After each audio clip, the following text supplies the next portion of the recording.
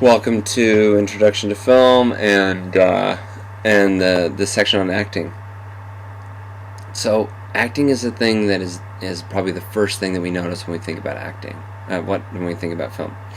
One of the first film classes I ever taught essentially, I found that most of my students at a university level watched films because of the actors in it, and a lot of times they would say, "Oh, the acting was so good."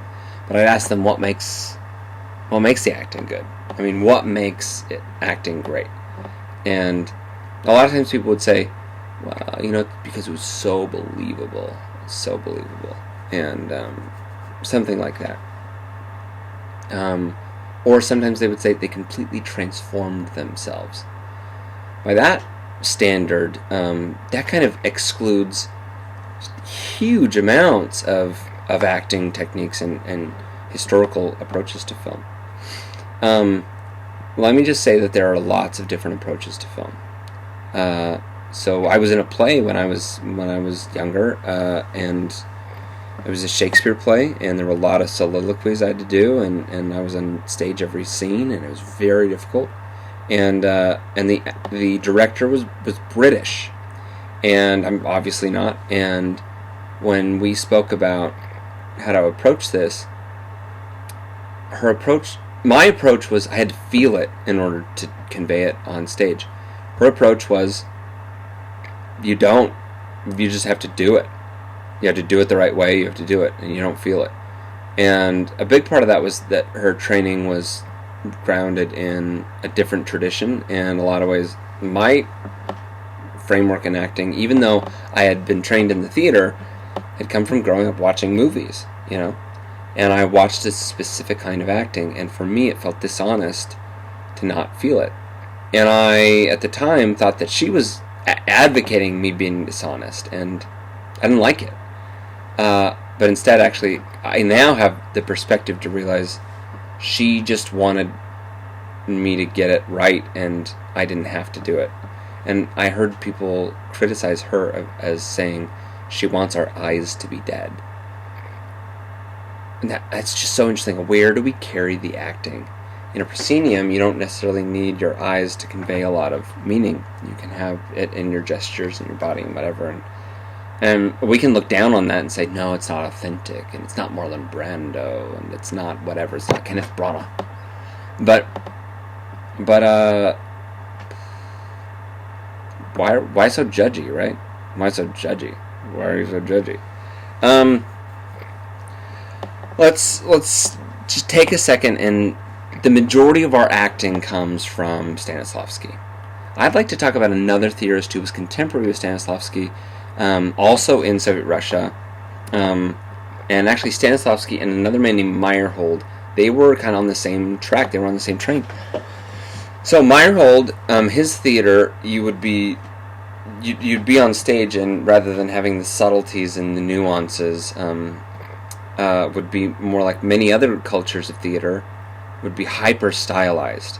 So for instance, you would be in a very, stylized, canted angled position on stage, and these things would bring out Soviet ideals of work and things that we really should care about, right? Soviet ideals of the community and things like that, and the Soviet ideals, the Soviet messages, and so you would be presented in this way to convey a meaning.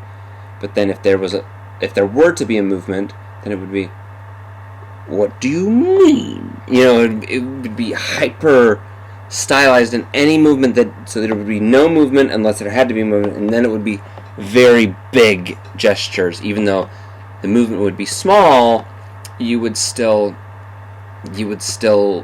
draw a lot of attention. It would be very abrupt and stylized. So this is one method of acting, for instance. Well, why would I mention this? Because it was actually very similar to what Stanislavski had in mind, and what he initially advocated, a very outward in rather than inward out method. So Meyerhold's very outward, and Stanislavski was outward in effort initially. just like my British theater director had advocated. Then he came across the plays of Anton Chekhov, and he said, we do not have the acting techniques to house or to fulfill these plays of Anton Chekhov, and it's the greatest, and you look at Chekhov, and who's better than Chekhov? I mean, who is a more powerful playwright than Chekhov? I really don't know.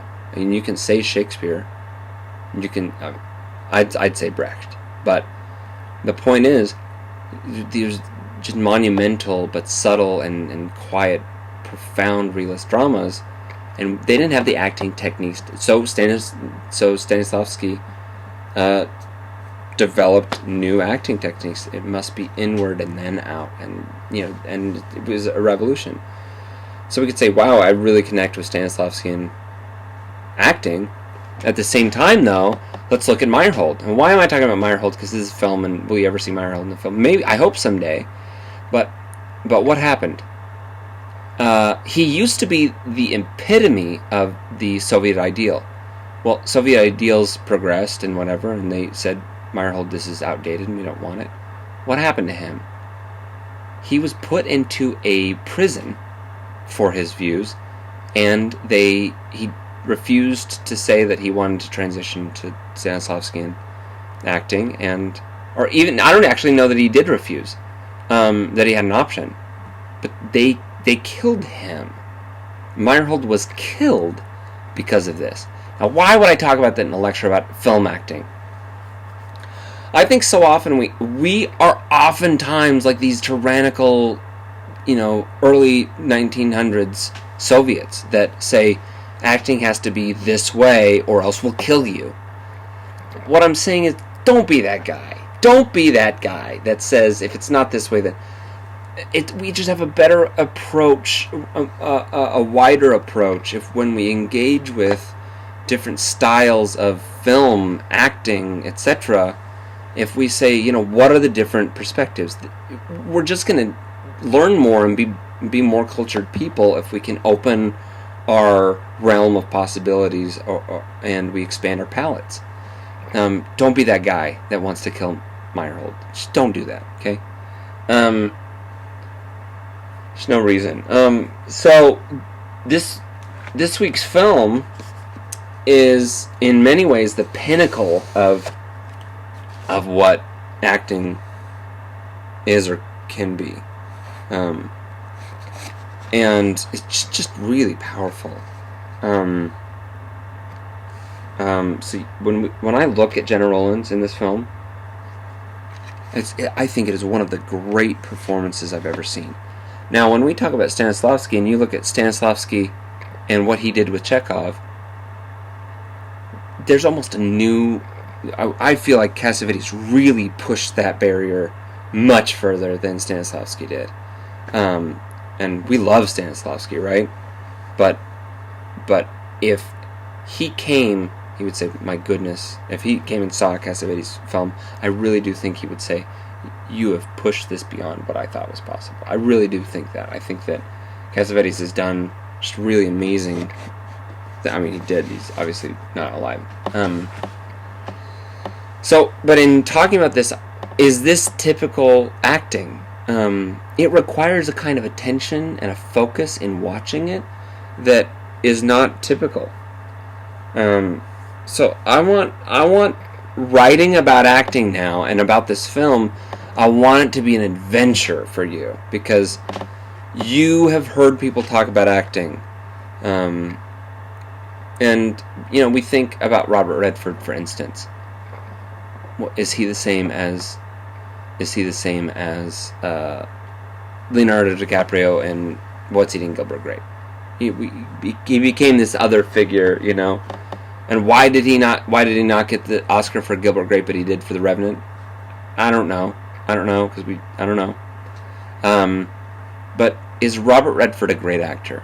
My goodness, he's one of the best. But it's a different style of acting, a different priority of acting than we have from Leonardo DiCaprio or Philip Seymour Hoffman, for instance. It's just a different style of acting. Is that the same style of acting that we see from Gena Rowlands and Peter Falk in in a Cassavetes film. It's not, but how do we distinguish it? How do we? There's no right or wrong answer. I want you to be thinking about the different ways that we can describe this stuff. Okay. Another thing I'd like us to think about really quickly is like, how do we use our bodies, for instance, differently? This is one effect. I talked about Meyerhold a little bit, but we look at early Chaplin films, for instance, and they're very, very body. Their sound was not a possibility. Then the advent of sound came, and you had Keaton, and you had Chaplin. Chaplin had a very difficult transition into the sound era, but he made it, and his sound films, for me, are more thrilling than his silent films even. And can you get better in a silent film? For me, his sound films are paramount to them. Buster Keaton, on the other hand, had a very difficult transition, and I think an unsuccessful one.